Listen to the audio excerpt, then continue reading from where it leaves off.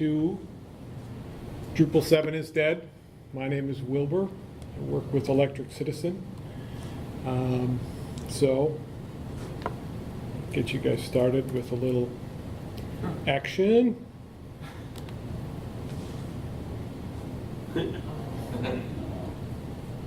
Oh, no signed. Oh, he's dead, Jim. He's dead, Jim. That's right. Put your closed captioning.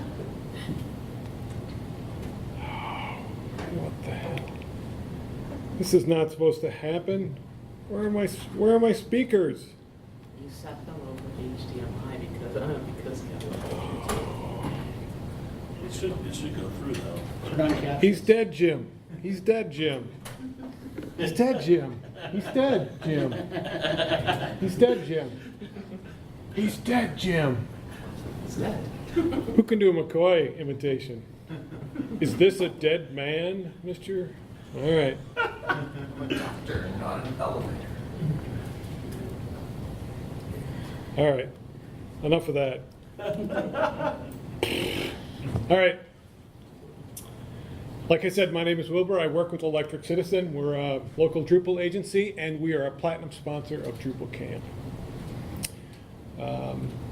My job there is mechanic, and that is soon to become support manager, as I will be taking over not only mechanicking Drupal websites, but also helping directly with diagnosing and servicing customers as they have issues with their websites. So what I want to do today is kind of give you the talk that Dries will never give, and that is about the Wilbur note, which is about the state of Drupal 7, right? The thing, the past descendant of Drupal 8 that lives in the closet that nobody talks about. So, well, let's start where Dries would start, right? Hey, there's good news about Drupal 8, right? Lots of active development, right? Semantic versioning has delivered. We have media and core. We have layout builder. We have workflow. These are all things that weren't in the initial release of Drupal 8, and now they are. You can see there's a link there about strategic initiatives. And there's a whole list of things they're going at. Admin UI, JavaScript upgrade. API first is almost finished, I think. Automatic updates is on their list. Composer support. Configuration management 2, not just 1. Documentation, the move to Drupal 9. Layout initiative is pretty much done. Media is pretty much done. Migrate. Being actively developed in workflow. Let's talk about Drupal 7. Steady as she goes, right? Current initiatives. There aren't any Drupal 7 current initiatives. And maybe there should be. So what about jQuery? How's that going? What about PHP's move to more regular upgrade process and how that is affecting Drupal 7, not only core, but all the modules. So let's get a scope on this, right? If we look at the two projects, Drupal 7 has about 800,000 reported installs right now. So reported means, and I just found this out from the backdrop training that I went to yesterday. Reported is that you have update turned on, and then it checks in, and then it says, yeah, my website is running. Has to check it twice. What's that? Checks it twice. Checks it twice, right? So if we look at those numbers, Drupal 7 is about 800,000, and it's not really gone down. We'll take a look at that on the next slide. Most of the module maintainers are really supporting Drupal 8 modules rather than Drupal 7 modules. Drupal 8 is growing. We have about 310,000 reported websites, and that's up from the first of the year when there was about 250,000. So let's take a look a little bit at the numbers, and you can see that if you think about what's happened in 2019 and end of 2018, right? We don't see a lot of change in that Drupal 7 number. We see a little bit of change in the Drupal 8 number, but what that kind of tells us is Drupal 8 websites seem to be growing, but Drupal 7 websites don't seem to be going away yet. So Drupal Core, if we look at what's happening with Drupal Core, it's mature and stable right now. And so you can see the release numbers. These are just the feature releases. So whenever there's a security release of Drupal Core, they back out any feature releases. So it's only, so these are the point releases. So right now we're at 7.68. Is that right? You lose track after there's so many. But we see that there's a lot of point releases. There's very few point releases. So June 2017, November 2018, February 2019. And that these point releases have very little substance to them. The major fixes are usually PHP, because those are potentially adding regressions to the updates. All right. When we look at contrib modules,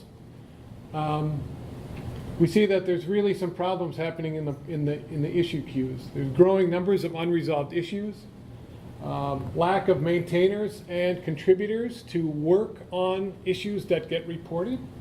For many modules, there's a slow or stopped release cycle, that they're not releasing new versions unless they're security updates. And that now as we look at the Drupal 7 modules that we're using, we sometimes have to use a dev module to get the latest fixes that are going to patch and make our Drupal website work. So let's go through and take a look at top modules in Drupal and see how that is playing out on what's happening with them. Number one module, ctools. They had an update in February. And that was, I'm trying to remember what it was. There was a fix that had to go out. The previous update before that was the year before. And the previous update before that was 2016. So right now there's 10 RBC reviewed, tested by the community, RBTC issues. And those issues are ranging from 10 months to 8 years ago. There is a ticket for a plan for a 7.1.15 release. And a bunch of those issues are RBTC, but none of them have been committed to the dev branch yet. So things are kind of worked on, but there's no real plan to get this thing off the ground. Good news on views, number 2 module. Last update was just in May, and it was a huge release with a lot of issues to it. So this is our bright spot in the top of the chart. Libraries module, last update October of 2018, right? So more than 6 months ago. Mostly PHP 7 issues resolved with that. Previous non-security release was 2016. So right now there's 48 open issues, no RBTC, no release update plan. Path Auto module. So as we think about these modules as we go through them, think about, oh, you know, that's not that important a module, I can live without that, right? Last update, 2015. Development release was 2016. So there's a ticket that's open. Plan for the release was open 3 years ago. There's some comments from 6 months ago. So nobody's actually commented or done anything on that ticket in the last 6 months. So 300 open issues, 8 RBTC. Entity module. Last update in February of 2018, not this year. Previous 9 release 2016. 27 release tested by the community issues. jQuery update module. This really kind of shows you how tricky things are, right? Stable release is from 2015. Nobody uses that. The alpha release is from 2017. The dev release is 2019. In that release ticket that I have mentioned there in the slide, they said that with jQuery, basically anything in version 1 or version 2 is insecure, and that we need to go to version 3, but that isn't compatible with Drupal 7 admin stuff. So, and there's really no talk about there's issues, there's like alarm and concern, and there's no real path forward on these things. Admin UI, same kind of thing here. The best thing to do right now is to use the RC6 version. But there is a plan actually for a 3.0 release. So, but again, right, 3 to 5 months ago was the last comment on that. So there's really no action going on that. Number 8, web form module. Yay, Jay Rockowitz has really been rocking it, and they have pushed a lot of updates back to the web form module, the 4 branch, and that's keeping it going. So this one is the date module. This is really a tough one.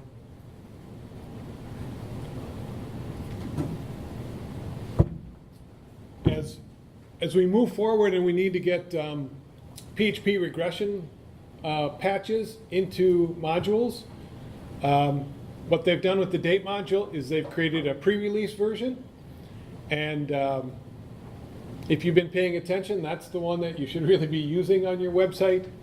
And so that's from January that got released. There's also some patches you probably should be running with that. The stable release is from 2017. And like I say, the release ticket looks like it's close, but it's looked like it's been closed for 7 months. So, IMC module, 2017. And then I thought, well, do we care, right? Who uses IMC on their website? Well, it has reported statistics of 421,000 websites using it, so that's a significant number. CK editor, also the stable release is far behind. There was a release ticket on there, but I closed it because it was talking about the previous release, not the next release of the module. So, so that's the kind of the module review. Let's talk about some other things that are potential problems that are coming up. So PHP has gone to a very consistent release schedule. And on my chart here, so each time a new PHP version comes up, there are regressions with Drupal. That Drupal was built that far back, Drupal 7. And so that each new version has new deprecated functions that we have to work around. So on the chart here, we don't even list PHP 7.0 because it's already past end of life. So 7.1 expires at the end of December, or the beginning of December this year. 7.2 will be around for another year. The current version in green is actually 7.3. Anybody running 7.3 on their Drupal 7 site? So, and 7.4 is coming around just around the corner. So, and then 8 would be around. So with Drupal 7, we really have to think about this because we're going to have yet another version 7.3 and 7.4 to get through. And core is one thing, but we have a lot of modules to deal with and to get resolved as well. The next thing that's really perilous out there is jQuery, and that seems to have less answers. So I just put up a list. This is the date on the left is the release date, and the date on the right is the latest update date. And so we can see that if we're running versions 1 and 2, which we do in Drupal 7, is that we're far behind their release schedule. Drupal 7 ships with 1.4. If you look on if you take your Drupal website and run it through the Lighthouse, what you'll always see is that they have listed warnings for jQuery versions that we're running on our Drupal 7 sites. So, and there's really no talk about how we're going to try and deal with this. So let's talk about what we can do with our Drupal site, and as we go forward, what are our options? So I'll just list some survival things here. Things that you can do to get from here to wherever you're going to get to for your next website experience. So the first one is getting a support partner. There's plenty of agencies around. We have a support program at Electric Citizen. 10.7 does. Drupal Squad, who happen to all be our platinum sponsors. You have other sort of support options like Pantheon and Acquia, which really help you with your hosting, but they're not going to help you with your module support and things like that. The next one there is one that I would call the alarm for, and that is Drupal 7 contribution. Now that the heavy hitters have gone to working with Drupal 8, there's a void left for people like you and I that are daily contributors, regular users of Drupal, that we could get involved with the issue queue and try and push some of these issues forward. That includes, you don't have to write code for that. You can do testing. You can just get involved. You can go into the issue queue and look at issues and just ask if they're current and if they're resolved, and if not, just close issues. It may seem like a really daunting task, but if each of us would put in just like 1 hour a week, that would be 50 hours in a year, and you could actually get a lot of work done in that amount of time.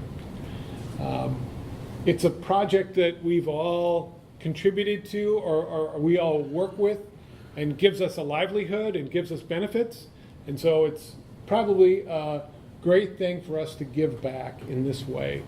It's different than putting money into the project. It's different than coming to a camp and learning about the next one. It's really about supporting this technical debt we have.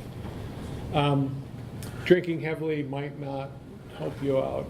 So, and then as we go forward, I think you can do some waiting. I think the tools, there's really a lot of talk about improving, about migrating sites and going forward.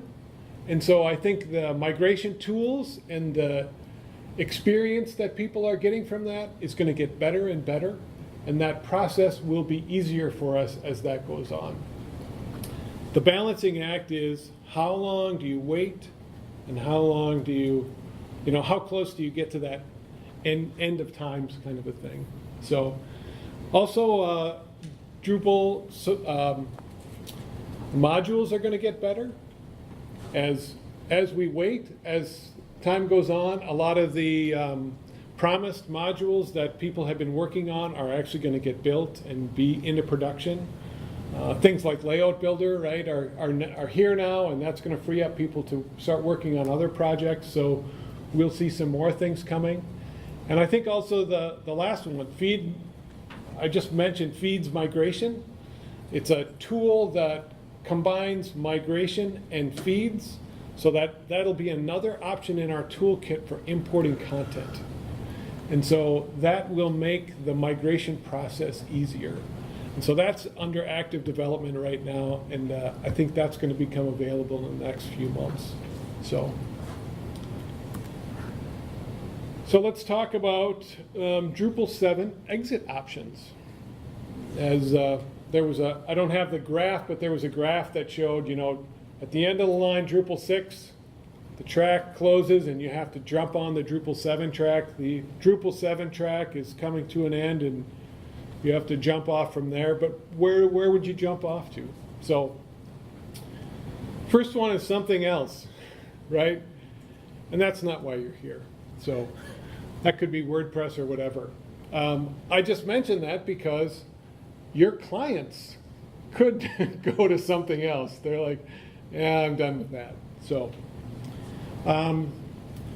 there is talk and the promise of Drupal 7 long-term support. My Drop Wizard is here, and they're one of the approved vendors for Drupal 6 right now, and they provide a Drupal 6. If you still have a Drupal 6 long-term support project, you can use them for that, and they have talked about and will definitely offer Drupal 7 long-term support. Another one is Backdrop, which actually is Drupal. And the path into Backdrop is actually a lot easier than you realize. So I did not do it, but I wanted to somehow get the video of Luke Skywalker with the moment with Darth Vader with his father when he says, "I'm your father," right? We want to say Backdrop is different, but it's actually not. It's a member of the family. Shares 99% of our DNA with the Drupal project. So then, of course, you have Drupal 8, Drupal 9 track, right? And the promise of Drupal 8 and Drupal 9 is that you'll migrate to Drupal 8 and you'll be able to and it won't be a migration to Drupal 9. It'll be an overnight upgrade, and it'll be much easier.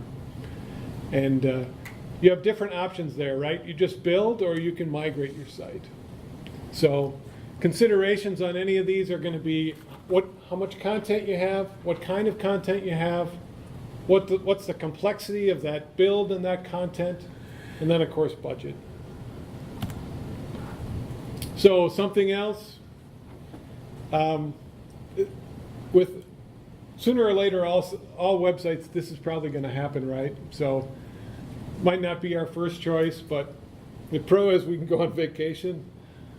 But the problem is that, right, this is really, in all seriousness, right, we have to think about this as a Drupal brand, because if we strand 800,000 websites out there with not much of a future and really things kind of fall apart, right, it looks bad for us. So we need to resolve this in a reasonable way for all of us to have a good result. So Drupal 7 long-term support, it's provided by selected vendors.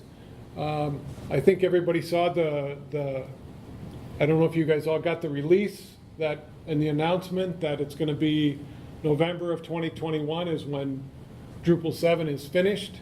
Drupal 9 will be actually introduced in 2020. So you have a year of overlap there where Drupal 7 will be around and Drupal 9 will be around. So with Drupal 7 long-term support, it's going to be provided by multiple vendors that support that, and they release they'll have a repository like they do right now for Drupal 6. That's publicly available. It's available for everyone to use. You can continue to use your site ongoing into the future. The advantage of this is that you just keep going, right? It's low cost and easy. Is it easy? I mean, you're going to have to still deal with things like PHP regressions, with jQuery, right, with security things. But there's a lot of terrible websites out there anyway, right? The cons, right? We're not dealing with these things, right? And the support is going to be dwindling, right? As people abandon Drupal 7, there's going to be less and less support. Another thing to consider with long-term support options is that not all of the modules are going to be supported. That those have to be kind of added in, and they go through a process where they get supported by the long-term support project, and that's kind of based on demand of what projects, what modules are they, who needs them, how many people need them. As soon as there's enough momentum, then they'll work on those and get them supported and be available in the long-term support program. That's also kind of a double-edged sword, because those same programs, those same modules are going to affect your ability to migrate, either upgrade to Backdrop or upgrade to Drupal 8, either through the upgrade process or through the migration process. Is that the number of modules you have and how complex they are and how, let's say, widely used they are is going to kind of be dependent on that. So the modules that they're going to support are probably the ones that you're going to be able to migrate anyway. So you might just be able to migrate rather than have to worry about that. So let's talk about Backdrop. It's not Drupal, but it's actually Drupal. The big advantage with Backdrop is that they've resolved a lot of the Drupal 7 technical debt. By that I mean it's modernized, and that it's the Drupal 8 promise is provided to us in Backdrop for our Drupal 7 sites. So there's a new and different layout paradigm in Backdrop. When you install it, it has a lot of things, a lot of contribution modules that we would use in Drupal 7 are automatically built into Core. I think, what's it, 46 or something? It's 42. 62. So when you go to turn on your Backdrop module or Backdrop website, it's going to have a lot of things already built into it. So the things that the stagnation, let's say, in the Drupal 7 project has been overcome with the Backdrop project. It's got a growing community, and it's focused on small to medium-sized websites. So of those 800,000 existing Drupal 7 sites, how many of them are large-scale enterprise sites? How many of them are mom-and-pop sites, right? There's some sort of range in there. I tried to look for information about that, but it's, who knows, right? We might take some guesses at that, but I would guess that there's a lot of sites like that where this is a really good path forward for them. It's modernized with improved performance, so the Backdrop people are really focused on this, and they look at the performance of the Backdrop compared to Drupal 7, and that's their benchmark. They're trying to make it better, even with all these additional modules added in. And it's a small, plucky crew that is receptive to porting any Drupal 7 modules. So one thing I really like about working with the Backdrop people and the project is that it feels like the early days of Drupal, where you have really a community that you can get in there and really make a difference, and it moves quickly. So the pros, it's relatively easy for a low to medium complexity website. It's just an upgrade away. And it's an upgrade process that we're similar to from Drupal 7 already and Drupal 6. Low cost, you get improved performance, and the Backdrop project has been around for 4.5 years already. So it's going to be around and it's going to be available for you. I would also say one of the pros is that, hey, it's free. Just give it a try and see what happens, right? If you have a simple site that you can do it, take a look at it and see how it goes. Some of the cons, upgrade might not be easy for complex sites. I think that's going to also be true for your Drupal 7, Drupal 8 migration if you do that way. And right now, there's low adoption with Drupal sites. So not a lot of people are taking this seriously yet, but we're early on in the Drupal 7 demise. And then, of course, our other option is go to Drupal 8, Drupal 9, right? And so the big advantage here, right, it's a huge community of practice, right? The whole Drupal project is focused on this. Right now, there's a growing module base that a lot of the projects that we've been waiting for, a lot of the additions we've been waiting for are happening. Of course, it's our modern baby, right? And hopefully with this Drupal 8, Drupal 9, this will be your last upgrade, right? Let's say that should be last migration. This should be your last migration, right?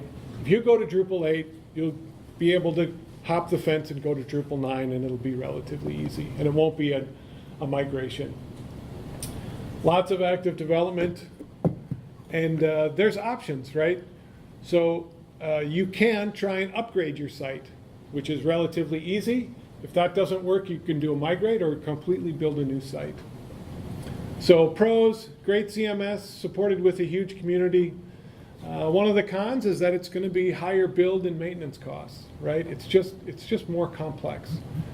And we're still missing some of the tools that we had in our Drupal 7 toolkit. So, last thing I'll talk about is just a little bit about content considerations when you're doing a migration or a build process. If you have a small amount of content, if it's complex or if it's not, right, you're probably ready to go and just build a new site, whatever endpoint you get to there. If you're going to build if you have a large site with simple content, and large I mean a lot of content, right? You're going to probably do a migration or an upgrade. And then if you have a large and complex Drupal 7 website, I don't know, do you wait right now and sort of hold off and see what's going to happen? I think that's a viable plan right now because, like I say, the modules are going to get better and the migration experience of the entire community is going to give you more information about saving time and money when you do your migration in the future. But what does it matter, right? It's dead.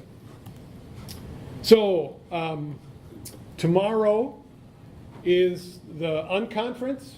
I'm really excited about this. It's not going to be me talking at a session like this. It's going to be all of us interacting.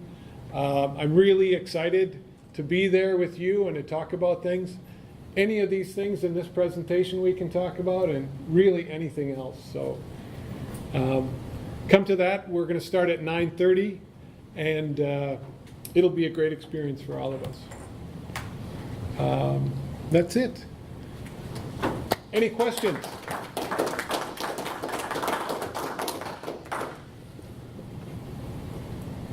Be able to give this talk right before Mauricio gives his migration talk. Yeah, I think it's an exciting time to be in the Drupal project, right? I mean, there's places to go. There's a lot of work going on. Everybody's excited about migrating sites and moving forward. So I think there's a lot of momentum. So I was kind of maybe a little bit struck, I guess, at your kind of picture of Drupal 7 modules. But I guess my thought was maybe that some of those, like maybe the libraries API and the API, stuff like that, it's like they're not really changing or evolving too much. So maybe Yep. there's not too much there that needs to be updated, but I guess. Yep. I think that's a good point. I think you're also, you have a point too, that it's like nobody's really taking care of these issue queues, at least to some extent. And so- Right. But my other thought is just kind of like, well, it's not really, it's a pretty mature product that Yep. is being used on lots of sites, but it's not really.